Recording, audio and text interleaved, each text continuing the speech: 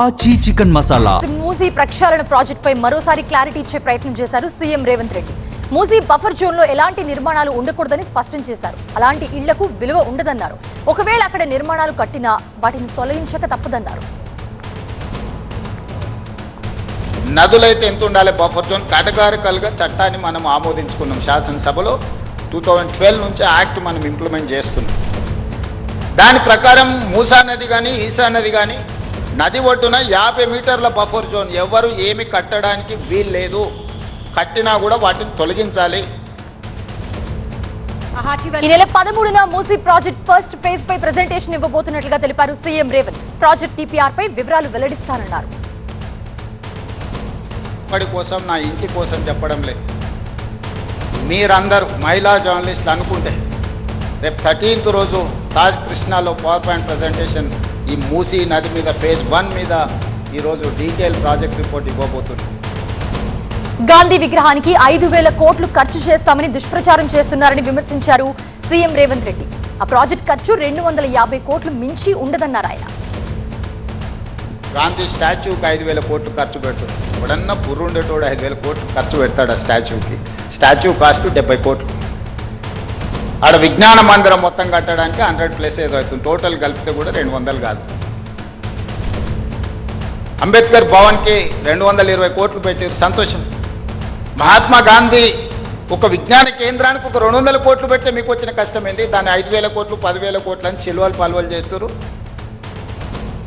ఇదే అంశానికి సంబంధించి మా ప్రిన్సిపల్ కరెస్పాండెంట్ జ్యోతి మరిన్ని అప్డేట్స్ అందిస్తారు. జ్యోతి, 13న జరిగే పవర్ పాయింట్ ప్రెజెంటేషన్ లో సీఎం ఏం చెప్పబోతున్నారు అండ్ అలాగే విపక్షాల విమర్శలకు ఎలాంటి ఆన్సర్ ఇస్తారు ఆయన?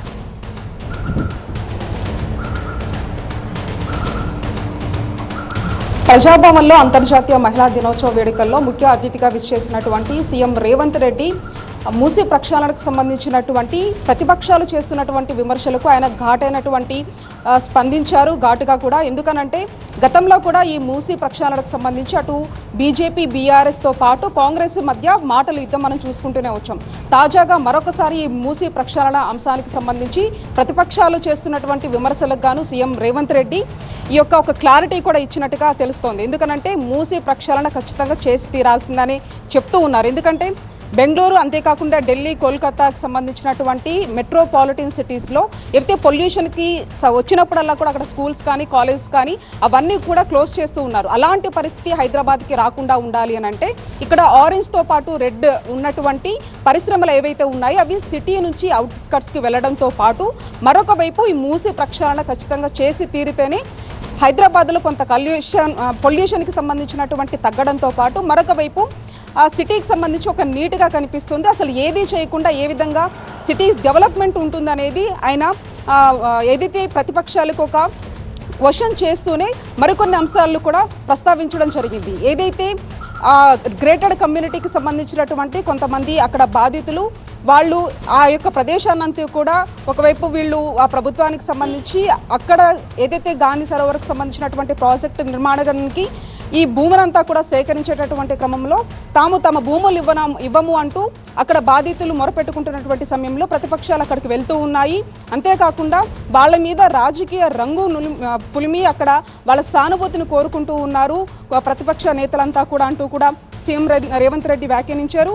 అంతేకాకుండా వాళ్ళు కేవలం ఈ రోజు వరకే ఉంటారు, ఆ తర్వాత ఉండరు. ఏదో 2 రోజుల పాటు న్యూస్ కోసం మాత్రమే ఈ ప్రతిపక్ష నేతలు అక్కడికి వస్తున్నారే తప్ప వాళ్ళకి ఒకవేళ నిజంగానే వాళ్ళ భవిష్యత్తు కోరుకొని వాళ్ళకి ఆలోచన చేస్తే ప్రభుత్వానికి చర్చలకి రావాలి, ఏ విధంగా ముందుకు వెళ్లాలో తామతో డిస్కషన్ చేయాలి. కానీ ఇది ఒక రాజకీయ రంగును పులిమి అటు బాధితులకు సంబంధించినటువంటి విషయాన్నంతా కూడా వేరే వర్షన్గా తీసుకెళ్తున్నారు అంటూ కూడా సీఎం రేవంత్ రెడ్డి వ్యాఖ్యానించినటువంటి పరిస్థితి. ఏదేమైనప్పటికీ కూడా ఈ మూసీ ప్రక్షాళనకు సంబంధించి ఒక రకంగా ఒక ముందడుగు వేసింది ప్రభుత్వం.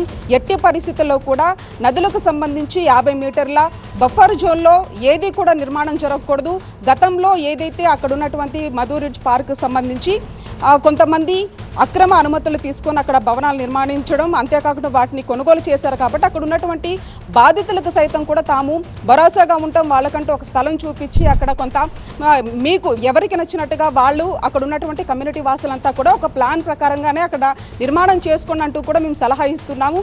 కానీ ఇవంతా కూడా పక్కన పెట్టి కేవలం ప్రతిపక్షం అంతా కూడా అక్కడ ఉన్నటువంటి బాధితులకి అంటే తప్పుడు ప్రచారం అంతా చేస్తూ ఉన్నారు. కొన్ని కోట్ల రూపాయల పట్ల అక్కడ ఈ గాంధీ విగ్రహానికి సంబంధించి, విజ్ఞాన కేంద్రానికి సంబంధించి కడుతున్నారంటూ కూడా ఒక నెగిటివ్ ప్రచారాన్ని చేస్తున్నారు. కాబట్టి దీని మీద పూర్తి స్థాయిలో కూడా అటు బాధితులకు అండగా ఉండడంతో పాటు మూసీ ప్రక్షాళన ఖచ్చితంగా చేస్తాము. దీని మీద 13వ తారీఖున తాజ్ కృష్ణాలో ఒక పవర్ పాయింట్ ప్రజెంటేషన్ కూడా ఇస్తామంటూ కూడా సీఎం రేవంత్ రెడ్డి చెప్పారు.